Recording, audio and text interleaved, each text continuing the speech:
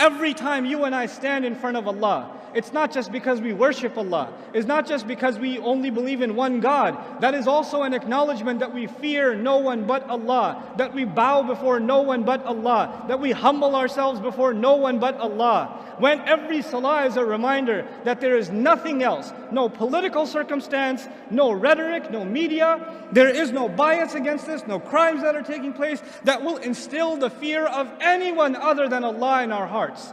That is an acknowledgement every time you and I stand in prayer. فَلَا تَخَافُوهُمْ وَخَافُونِي إِن كُنتُم مُؤْمِنِينَ وَلَا يَحْزُنْكَ الَّذِينَ يُسَارِعُونَ فِي الْكُفْرِ. Allah is not done. He says, don't let those who are making a lot of efforts for furthering the cause of disbelief, those who are making so many efforts to destroy Islam, those who are making so many efforts to turn believers into disbelievers, those who are making so many efforts to further kufr on the earth, disbelief and disregard of God on the earth. They make a lot of efforts, they have a lot of money, they have a lot of resources, they have a lot of tools.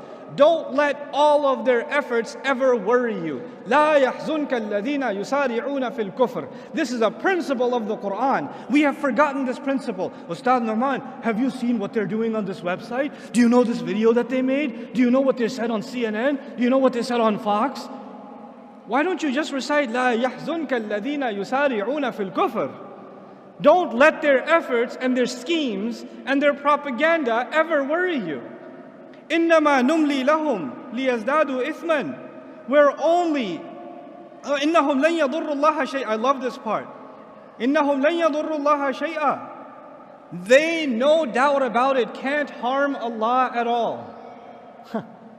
I'm baffled by this statement. Allah said, don't worry about their schemes and their plans and their plots and their propaganda. They can't harm who at all? They can't harm Allah at all. I'm not worried about them harming Allah. I was actually kind of worried about them harming me. So I was expecting Allah will say, don't worry about their schemes, they won't harm you. But Allah says what instead? Don't worry about their schemes, they can't harm Allah. Why is that? Because Allah is our protection. It's like Allah is our shield, and they can't do anything about this shield. So you're safe, because you're with Allah. You're with Allah. They can't harm Allah. So you have nothing to worry about. لَإِنَّهُمْ لَن يَضُرُّوا اللَّهَ شَيْئًا.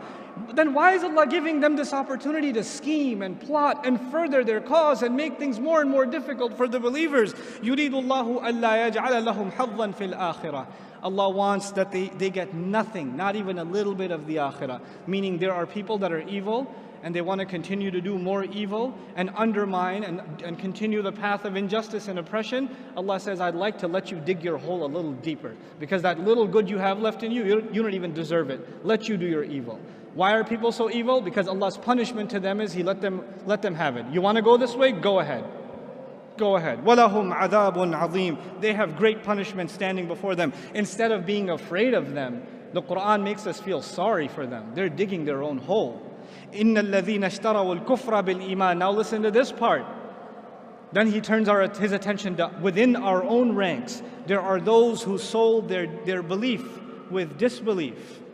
There are those who, under the pressure of the enemy, said, this Islam thing is too much. I can't handle it. I can't handle, the way people look at me, the way people think about me. I'd rather sell this off and be like everybody else who's disbelieved, so I'll fit in better. Allah says about them, لَن يَضُرُّوا اللَّهَ شَيْئًا. What do you think? They're going to harm Allah? They can't harm Allah at all. وَلَهُمْ عَذَابٌ أَلِيمٌ. And they have painful punishment coming before them. This is about those who sell their deen. May Allah not make us of them. وَلَا يَحْسَبَنَّ الَّذِينَ كَفَرُوا إِنَّمَا نُمْلِي لَهُمْ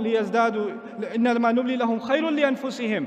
Don't allow the disbelievers, the enemies of Allah's deen, don't allow the vicious enemies of the Prophet ﷺ to ever think, don't you dare think about them, that the stuff that they do is good for them. The extension Allah has given them is good for them. I'd like to give you an analogy here so it'll help you understand what's happening in this ayah. You have a rabid dog, a crazy dog who goes and bites whatever. And then somebody says, why don't you just put it on a leash? And what Allah does is He puts this dog on, like you could say, 1,000-foot leash. It's a really long leash. The thing is, for 999 feet, this dog thinks that it's running free. Doesn't it? If you put it on a 1-foot leash, it can't move. But if you put it on a 1,000-foot leash, it's going to run around and never feel like a choke.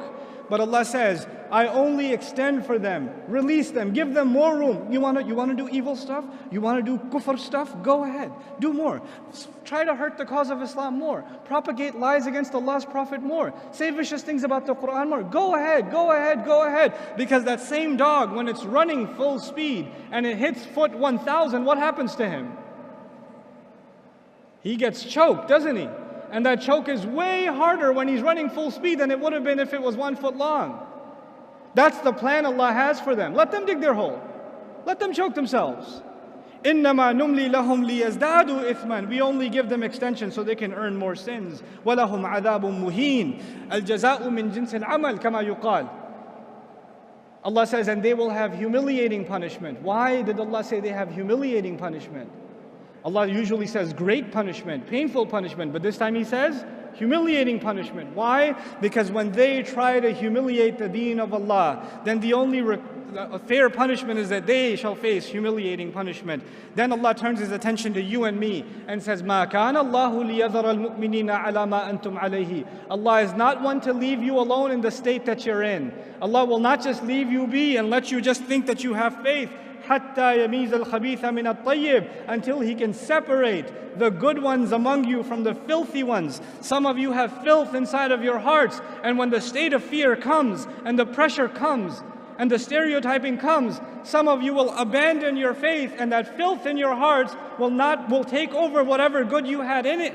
Allah says He will put you and I through terrible, difficult circumstances so He can separate the filthy from within the ummah. And cut them out. May Allah not make us see any of us from them. وَمَا كَانَ اللَّهُ لِيُطْلِعَكُمْ عَلَى الْغَيْبِ. And Allah will never be one to inform you of the unseen. People come to the shaykh, the imam, the scholar. They come to, what do you think? When is all this fitna going to end? When are things going to get better? Allah says, Allah is not one to inform you of the unseen. I'm not going to say 3 more years, watch, everything's going to be better. No. That's actually what I've heard in churches. I go to church to hang out sometimes just to see what they do. I've been. And I actually, last Christmas, I want to know how they do da'wah. How did they get 100,000 people inside of a stadium and preach? So I went to listen. Well, what do these guys do? And they're like, this year is going to be a great year for you. The Lord's going to take care of everything. You're going to get yourself a promotion. And that divorce is finally going to be filed. And you're going to do great this year. Because the Lord promises it. I was like, what? Lord promises this year is going to be great? You know? We don't have that in Islam. Like, is this year going to be better than next? When is Allah going to finish this fitna? Or when are things going to get better? Allah told us very clearly, so we're not deluded and we don't even ask that question. Allah will never be one to tell you what's going to happen in the unseen. And the future of the ummah is in the unseen. وَلَكِنَّ اللَّهَ يَجْتَبِي مِن رُسُلِهِ مَن يَشَاءُ. However, Allah does select from His messengers whoever He wants. Meaning Allah chose His messenger and decided to tell him what you need to know. Focus on what Allah told you and not what Allah did not tell you. Don't get obsessed with things that Allah Himself didn't give you. If it was valuable for you, Allah would have given it to you. So don't be so obsessive compulsive about unnecessary details. فَآمِنُوا بِاللَّهِ وَرُسُلِهِ وَإِن تُؤْمِنُوا وَتَتَّقُوا فَلَكُمْ أَجْرٌ عَظِيمٌ. Then just believe in Allah and His Messenger. And if you can continue to believe and continue to be fearful only of Allah, then you will have great punishment, great reward rather. What else do you want? Just have faith and be fearful of Allah. In the most toughest of times, Allah is telling you that's the only 2 things you're going to need. Everything else will work itself out. Don't focus on the problem. وَلَا يَحْسَبَنَّ. And finally, the advice to you and to me. This is the last thing I'm sharing with you, I promise. وَلَا يَحْسَبَنَّ الَّذِينَ يَبْخَلُونَ بِمَا آتَاهُمُ اللَّهُ. And don't you ever think about those who are cheap, greedy, miserly with what Allah has given them. That they hold on to what Allah has given them. Min fadli, from His own favor. They didn't earn it, that's a favor of Allah on them. Huwa khayran lahum. That's good for them to hold on to their wealth. This is the time. This is the time where the young people, they're going to have to give up their free time that Allah gave them. Their free time cannot go into 8 hours of video games anymore. There's no time for you to watch the next Netflix and Amazon series. You don't have that kind of time. You're the Muslim youth. Allah has given you free time. Allah has given you talent. Allah has given you creativity. That creativity cannot go into you making stupid jokes on social media. It needs to be used in much more productive ways, because these people who Allah has given wealth and luxury and opportunity and health and talent, when Allah has given all of these things and they're cheap and miserly with it, they only use it for themselves. What does Allah say about them? That they think they get to use it for themselves is good for them? بَلْ هُوَ شَرٌّ لَهُمْ. It's bad for them. سَيُطَوَّقُونَ بِمَا بَخِلُوا بِهِ يَوْمَ الْقِيَامَةِ. The very things they were cheap with, the very things they were greedy with for their own, are the very things that will be turned into a rope around their necks, choking them on the day of resurrection. That time, that ni'mah, that rizq that Allah gave you, that you didn't put to the right cause, is going to come and choke you on the day of resurrection. May Allah not make us of them. وَلِلَّهِ مِيرَاثُ السَّمَاوَاتِ وَالْأَرْضِ.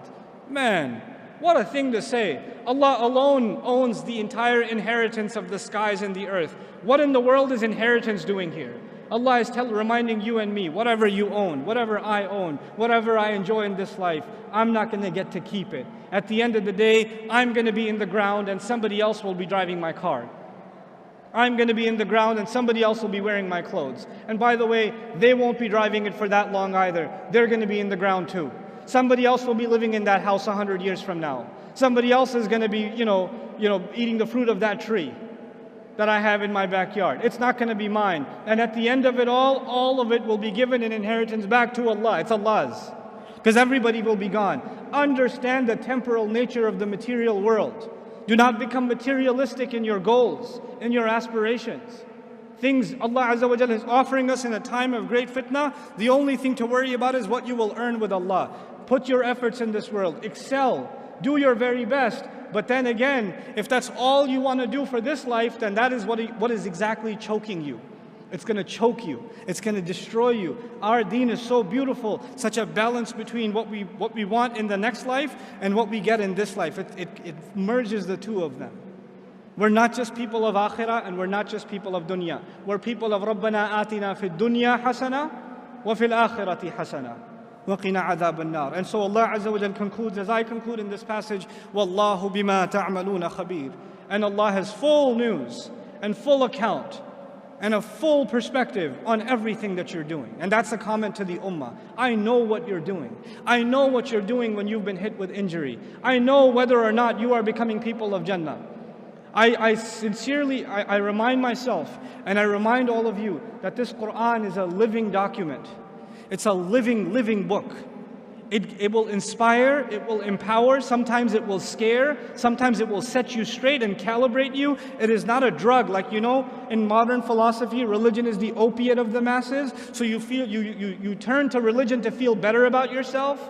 Yes, the book of Allah will make you feel better about yourself. But sometimes you just need to get a slap in the face and get set out straight. And the book of Allah will give you that too. It'll give you what you need, because Allah is your Rabb.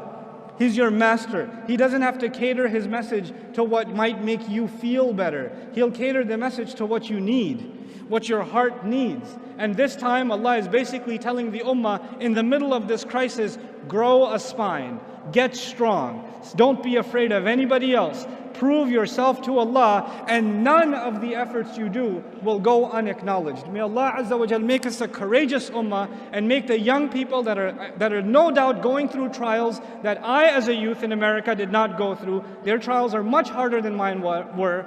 May Allah Azza wa Jal make them a source of confidence and a revival of this faith for the ummah around the world, really around the world. I make so much dua for the youth in America, the Muslim youth in America, that they are the light by which there will be nur spreading all over this ummah. And so many of them are sitting in this audience. My du'as are with you, my prayers are with you. I'm so very proud of you. So what if you've made mistakes in the past? So what if you haven't realized your potential in the past? That's okay, you're still breathing, which means Allah still has hope in you. If you were a lost cause, you wouldn't be breathing anymore.